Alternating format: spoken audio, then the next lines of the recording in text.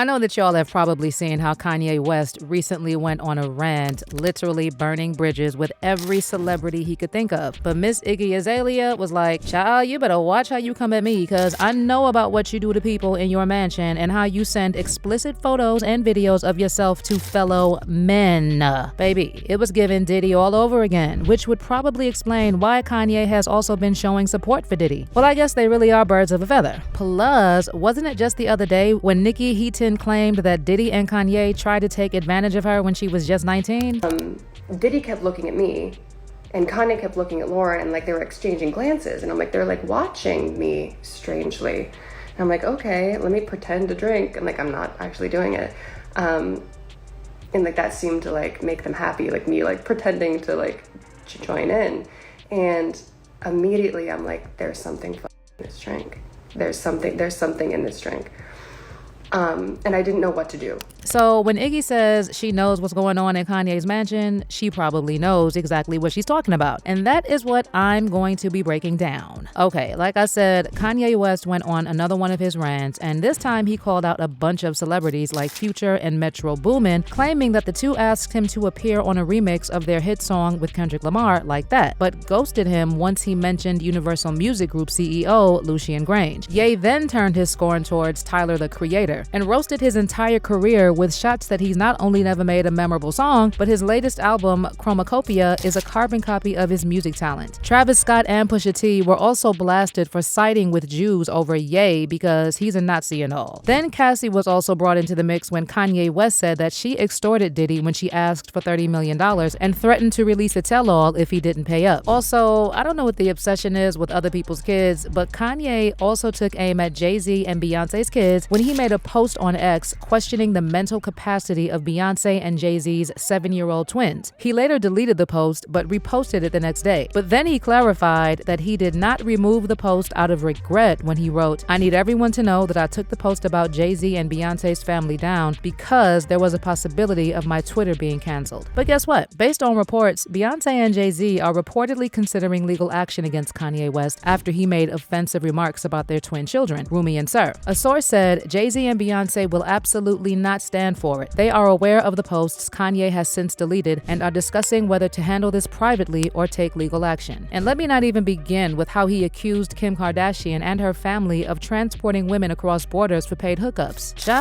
It was intense. And if I'm being honest, it was also unnecessary. But one person who got the most heat is Playboi Carti and, by extension, Iggy Azalea. So Kanye has been beefing with Playboi Carti for a few days now, since he accused him of reaching out to Kim Kardashian in an effort to collaborate with North West on his new album Music. Carti had targeted Kim Kardashian on Instagram stories when he said, "Tell my niece North, send me a song." Let's just say that the message sent Kanye off on a tirade where he ranted on X and dragged Iggy's child into the conversation, comparing the request to asking if her son with Carti could collaborate with him. He was like, "So Kim got the name and likeness over my black children. So a white woman has control over the name and likeness of my black children," and then speaks to Carti about putting my daughter on a song with him. These dumbass celebrities be trying to play with me in my face. He then followed up with a tweet by posting another one where he tagged Iggy and asked her if he could get her son's vocals on his song. Well, Iggy's first response was just nice and simple, that she said, "Yay, I understand the point you want to make. I say this with kindness and as a mother. Please leave my child out of this. At the end of the day, Jordan has other children, less famous. Does it matter? But it seems only my son gets harassed in perpetuity about or on behalf of a man he has no relationship with. Does he read? No.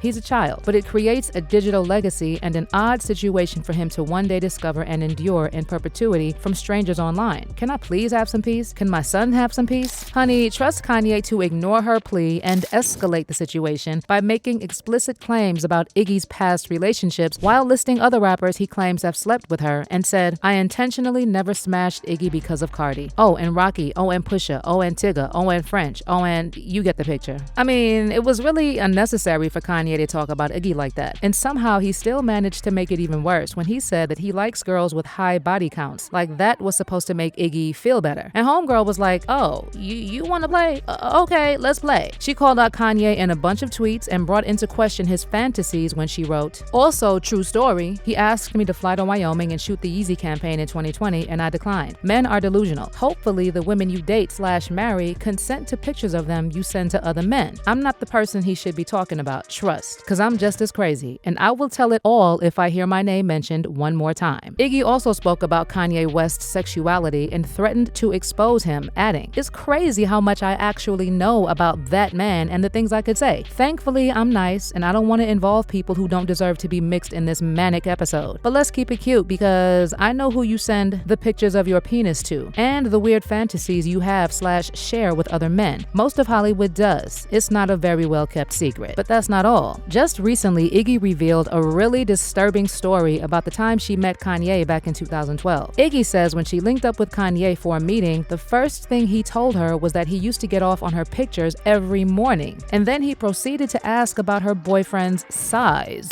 Label meetings at that time, and they're all professional, so this was just weird to me, and I really looked up to Kanye, so it threw me off. I didn't know what to say, so I was like, oh, that's interesting to think that somebody that I really look up to like looks at my pictures every morning for inspiration. That's kind of cool. He was like, yeah, I jack off to them. Weird. Don't know what to say. Weird. He was like, but you've got a boyfriend, right? Okay, he didn't say it in that voice. I'm like, yes, I have a boyfriend. He's like, how big is his dick? Not kidding you. My face must have been like, you don't gotta tell me. You don't gotta tell me. I know it's big.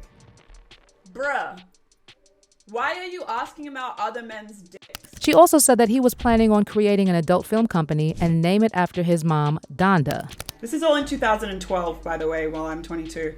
Start talking about how he's gonna make a high-end company and he's gonna call it Donda. I'm like, well, that's weird because it's after your mom, obviously, so it's kind of weird that you like want to make a pornography company named after your dead mother. Kind of weird. So nasty. Well, Kanye West eventually apologized to Iggy Azalea, but threw some shade Playboi Carti's way while doing so. But word on the street is that Iggy is not about to let it go because Kanye took it too far. Allegedly, she still plans to give receipts on the claims she made against Kanye West, and honestly, I doubt they will be shocking, because things about Kanye West have also been slipping through the cracks since Diddy was first exposed. For instance, during an Instagram Live, Niykee Heaton revealed that Kanye West had reached out to her after the huge success of her single Bad Intentions with Migos and OG Parker in 2014, and he invited her to a studio session. When she arrived at the studio, Niykee Heaton said that she was greeted by Kanye West and Diddy, and she noticed that both men were high on alcohol and possibly other things. Then she claimed that both Kanye and Diddy tried to pressure her to have a drink. She also recalled that 9 other women were at the studio while she was there, but they allegedly ended up leaving the room to go to the bathroom and weren't seen again. And after the other women left, Niykee Heaton said that she was left alone with Diddy, Kanye West, an executive who worked with Kanye West's engineer, and his cousin. And then Diddy and Kanye started pressuring her to take off her clothes because it was hot in the studio. And all of a sudden, I realize that I'm in this studio. The music's low, the lights are dim, but you can still like see everything. And I realize that I'm in the studio with Diddy and Kanye, and they're both off their shit. And there's 3 other men, an executive that works with Kanye, his engineer, and his cousin, and me, alone. And I'm like, oh, okay. And I haven't started freaking out yet. Like, I know what the situation is. I know, I know this is a bad place to be in, but I don't really feel scared yet, you know? Like, because I'm like, there's other people around. There's other men around, and I know them. Like, I've known them for a while. Like, nothing bad's gonna happen. And I'm standing there, and I realize that so this is like a pretty, like, sizable studio. There's, like, the glass doors, the couch there, a console, another console, the screen, all of that. But it's, like, it's pretty big, but you can still see and talk to everyone easily. And I realize that I'm standing really close to the exit. And it's a glass door, and it opens in. And I'm standing pretty close to it. And I realize all of a sudden that Kanye and Diddy have realized that I'm the only girl in the room. And they're like, out of their minds. And they start coming towards me, and they're like, don't you want to take your clothes off? Like, it's so hot in here. And I'm like, no, fine. I'm fine like this. And they're like, come on, like, it's just us. Like, we're all just friends. Like, let us just, like, see, like, how you look.